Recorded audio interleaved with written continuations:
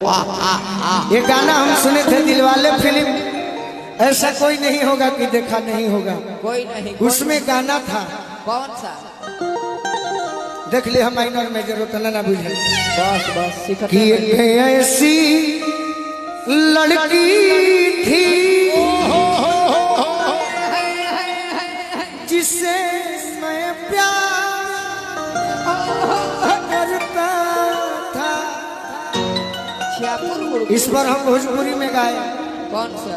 सिवान जिला के सोनू सिंह समदी जी लिखे। जब हाँ जी, ये मेरा दुर्भाग्य है कब का? कि मैं उसको एल्बम में बाद में गाया। हाँ जी, स्टार्टिंग में गा देता तो उसका गाना आज का व्यूअर कम से कम 500 मिलियन होता। बहुत बहुत। और एक ही नहीं गाना, नहीं, दूसरा गाना भी सब लोग सुने होंगे। हाँ जी।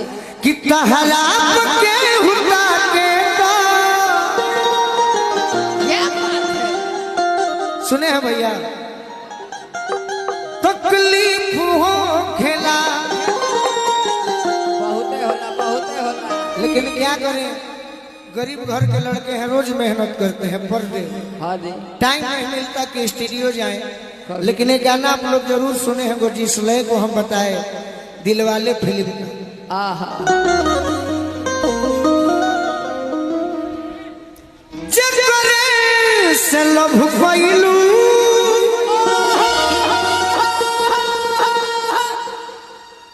ओकरे से परेशानी बा।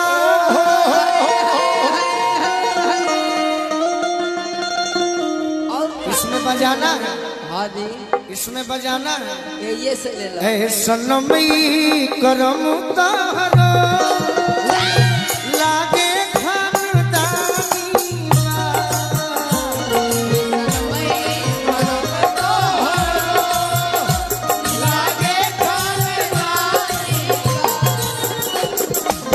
जगरे से लभ गइलू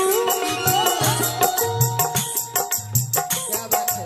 ओकरे से परेशानी बा।